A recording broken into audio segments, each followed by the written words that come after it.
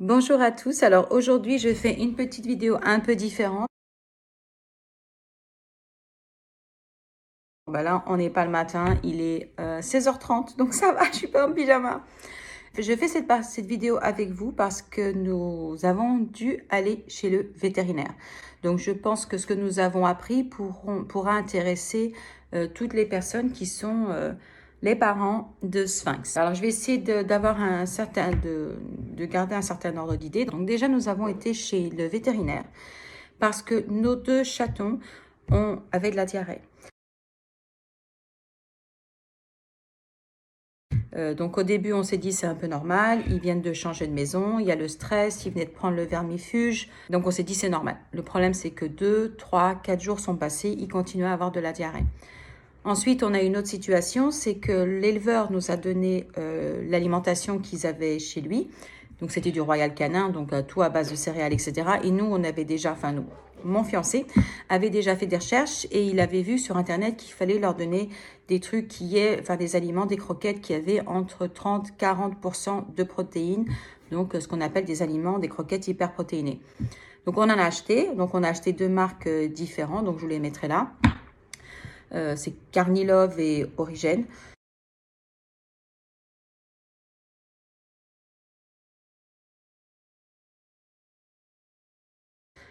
Et nous, en fait, ce qu'on a fait, on a commencé à leur introduire doucement, comme ils préconisent partout sur Internet, il faut mettre que 20-25% mélangé au reste de la ration habituelle. Bon, nous, on a eu un petit souci, c'est que nos chatons, ils ont fait le tri. Ils ont commencé à manger, en fait, ils ont laissé la Royal Canin, ils l'ont mise de côté, ils ne mangeaient que la nôtre, que la Origène.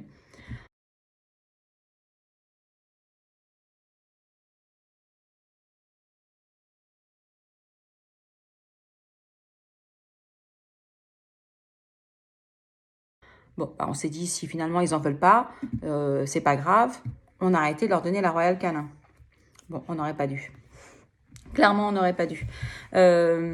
Donc, si vous voulez, il y a eu plusieurs facteurs qui ont fait qu'ils avaient des selles. Alors, vous allez voir sur Internet, ils vous parlent des selles liquides, des selles molles, des selles molles avec des formes, enfin bon.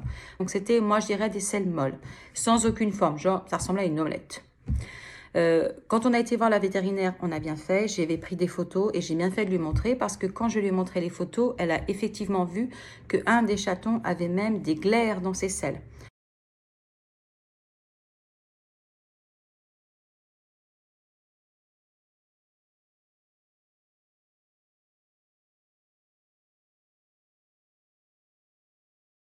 Donc, elle a dit, écoutez, je vais vous mettre sous antibiotiques parce que nous, finalement, ça a duré 2 semaines.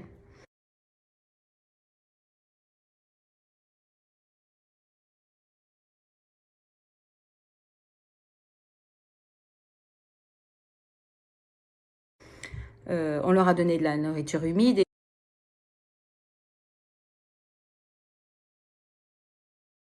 et tout. Bon, autre chose qui se passait aussi, donc en plus d'avoir des selles molles, c'est qu'ils ont commencé à... Enfin, ils toussaient.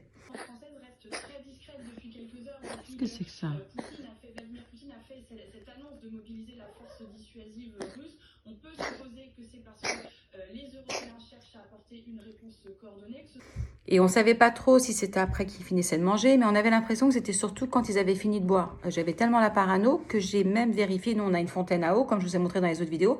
J'étais persuadée, comme ça fait de l'eau fraîche, j'étais persuadée que c'était à cause, pardon, c'est mon chat qui traîne par là, que c'était à cause que l'eau était trop fraîche. Donc on a même pris la température et finalement la fontaine à eau, elle faisait du 19 degrés quand l'eau qui est au frigo, elle est à 7. On a vérifié tout ça. Et donc c'est pas à cause de la température de l'eau comme j'étais un petit peu inquiète que ça soit le cas. Alors je sais pas, j'ai pas l'habitude de me filmer comme vous le savez tous, donc je regarde là, je me regarde moi, mais finalement c'est peut-être la caméra qu'il faut que je regarde. Bon, j'ai vérifié, pas du tout, moi je regarde la caméra. J'ai fait une petite pause. Et que, en fait, elle nous a donné des antibiotiques à faire pendant 5 jours pour voir si la situation change. Pour Sam, ça a l'air de fonctionner pas mal. Donc, il a toujours des selles. Je suis désolée, ils font les idiots là-bas. Ils font des selles un peu molles, mais au moins, elles ont une forme, en fait. Et par contre, Sirius, c'est pas terrible. Mais Sirius, je rentre encore de chez le vétérinaire. Il nous a commencé à faire une allergie. Alors, on ne sait pas à quoi est due l'allergie. Il y a des petits boutons partout. Moi, je leur donne leur antibiotique avec du thon en boîte, au thon naturel. On a vu sur Internet, il y en a qui disent qu'ils peuvent faire des allergies. Enfin bon, on ne sait pas trop. Donc la Veto, là, pour l'instant, elle m'a donné une crème. Parce que moi, ce que j'avais peur, c'est qu'il fasse un choc anaphylactique. Donc ça veut dire qu'ils finissent par s'étouffer. Si vraiment l'allergie pouvait s'étendre jusqu'à l'intérieur, elle a vérifié ses poumons. Il n'y a pas de souci. C'est vraiment une allergie cutanée. Et le pauvre, il a des boutons partout. Et donc, on ne sait pas trop. Donc, ce que je vais faire déjà, on va faire par élimination. Je vais déjà, je vais arrêter de donner du thon avec les médocs. Hein. Tant pis, ils ont de la ration humide. Ils font les andouilles. Et je vais voir si demain les boutons vont mieux. Entre-temps, elle m'a donné une crème avec de la cortisone juste pour l'extérieur. Si jamais il se gratte trop, que je puisse lui donner. Si d'ici, comme il y a le week-end qui vient, pardon, excusez-moi. J'ai des moments, j'ai mon épaule qui me lance. Donc, si jamais ça se complique, je lui envoie un mail et elle me répondra à mon mail et savoir si je dois lui donner les comprimés de cortisone parce qu'en fait, il faut absolument pas qu'on arrête les antibiotiques pour régler leurs problèmes de transit parce que même si ça lui fait de l'allergie, vu que c'est pas une allergie gravissime, il faut qu'on continue pendant les 5 jours, quitte à lui donner de la cortisone parce qu'effectivement, il a déjà pris du poids. En 3 jours, il a pris 100 grammes. Alors que la semaine dernière, quand je l'ai pesé, en une semaine, il avait rien pris du tout. Donc, ça veut dire qu'il assimilait pas sa nourriture. Et sur un chaton, ils doivent prendre du poids. Et s'il arrête de prendre du poids, c'est qu'effectivement, il y a un souci, ce qui était le cas. Donc là, malgré l'allergie, il a grossi 100 grammes. Ensuite, pour les aliments, comme je vous l'expliquais, il venait avec de la Royal Canin. Nous, on a voulu passer sur du 50-40%, 50 ça n'existe pas, 40% de viande et arrêter de leur donner toutes les conseils, les céréales, tout ça, comme on a même vu souvent à la télé, ils en parlent qu'il ne faut pas donner ça, c'est la cochonnerie. La Veto m'a expliqué, elle m'a dit, écoutez, malheureusement, moi j'étais pareil, je pensais il y a 2-3 ans que j'étais à fond sur le super protéiné, etc. Elle m'a dit, j'ai réalisé avec l'expérience que certains animaux ne vont jamais supporter les aliments hyper protéinés. Donc, elle m'a dit, c'est pour ça que quand on fait une transition alimentaire, donc quand vous passez je veux dire de la saloperie, hein, mais des aliments qui sont pas sains, sur des aliments, même du cru, elle m'a dit, il faut commencer, vous donner 25%. Elle m'a dit pendant une semaine. Elle m'a dit, en fait, ce qui va vous aider à savoir si vous augmentez la dose, elle m'a dit, je sais que partout, ils vont vous dire, vous faites 2-3 jours. Elle m'a dit non. Ce qui va réguler comment vous allez faire la transition, c'est leur sel. Vous, la première semaine, vous mettez leur alimentation normale, ce qu'ils mangeaient, plus vous mélangez à ça 25% on va faire ça, 25% de la nouvelle nourriture. Et vous regardez leur sel. Et vous voyez si les sels continuent normal, qu'ils font des sels comme ils font d'habitude. S'il n'y a pas de changement dans les sels, là, vous pouvez passer 5 ans de l'ancienne, 5 ans de la nouvelle. Encore une fois, vous vérifiez les sels à partir du 3e, 4e jour. Si vous voyez que les sels au bout du 3e, 4e jour elles n'ont pas changé, vous pouvez passer à 75% de la nouvelle et 25% de l'ancienne. Pareil, vous attendez 3-4 jours, vous voyez leur sel et si tout se passe bien, vous continuez jusqu'à ce que vous ayez les 100%. Si vous voyez que les sels, elles ont un peu changé d'aspect, vous vous arrêtez pas au bout de 4 jours, vous continuez encore 2-3 jours de suite jusqu'à ce qu'ils aient leur sel qui redeviennent normal. Quand ils ont des sels, les sels qu'ils ont d'habitude, là, vous pouvez passer de 25 à 5 ans de la nouvelle. En fait, si vous voulez, on augmente la quantité de la nouvelle nourriture à partir du moment où on a bien vérifié que les sels n'avaient pas changé d'aspect. C'est comme ça qu'il faut qu'on fasse le changement. Bon, c'est pas tout ce qu'on a fait, bien évidemment, on avait des grosses bêtises. Elle m'a dit, par contre, il peut très bien arriver que quand vous allez introduire les 25% de la nouvelle, qu'au bout de 5 jours, les sels sont molles. Au bout de 10 jours, les sels n'ont pas changé. Ça veut dire que malheureusement, ils ne vont jamais s'habituer à cette nourriture hyper protéinée. Il faut continuer avec les marques, ce qu'ils mangeaient avant. Donc, on va voir. On va voir. Nous, ils sont encore chatons. Et puis, c'est vrai que c'est un peu plus fragile aussi. Le transit, il est beaucoup plus fragile, elle m'a dit. Parce que peut-être que maintenant, vous n'arriverez pas à modifier. Mais peut-être que quand ils seront adultes, vous pourrez le faire. Il faudra retenter le truc. Bon, alors. Moi, ma vétérinaire, elle est super. Elle a une formation pour l'alimentation.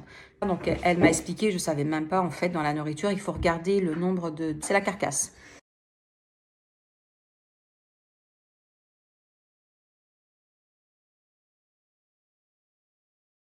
Comme ça fait du poids. Et puis, finalement, ils vous le vendent cher. Alors qu'il y a très peu de vraie viande déshydratée. Donc, elle m'a dit, il faut regarder tout ça. Écoutez, en tout cas, moi, je peux vous donner un petit conseil que j'ai découvert. J'ai découvert la marque Ziggy, tout à fait par hasard sur Internet. Et puis, j'ai vu que c'était super bien noté sur Google. Je dis, oh là, c'est bizarre et tout. J'ai envie d'avoir un peu leur site. J'ai beaucoup aimé leur site. Je leur ai posé des questions par rapport à la quantité, avant d'aller voir la veto, par rapport à la quantité de nourriture de nos chats, de nos sphinx. Elles m'ont confirmé, elles m'ont fait le calcul, elles m'ont dit qu'il faut leur donner 190 calories par jour. Ma veto m'a expliqué qu'en fait, l'idéal pour les chats, c'est de ne pas les rationner. C'est de la laisser la nourriture à volonté, que eux-mêmes se régulent tout seuls. Bien évidemment, il y a des exceptions à tout. Il y a les chats boulimiques, les chats pas boulimiques. Il m'a dit, mais essayez de ne pas les rationner. Donc, nous, on a le distributeur, mais finalement, on ne rationne pas. Ça sort toute la journée en pleine quantité. Bon, tout ce qu'il faut faire, c'est que vous vérifiez leur prise de poids.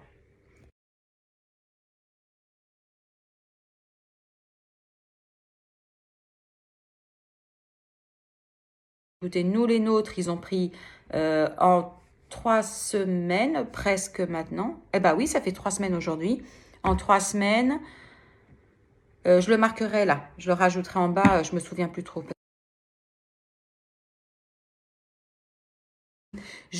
Alors je reviens dessus parce que j'ai un peu oublié.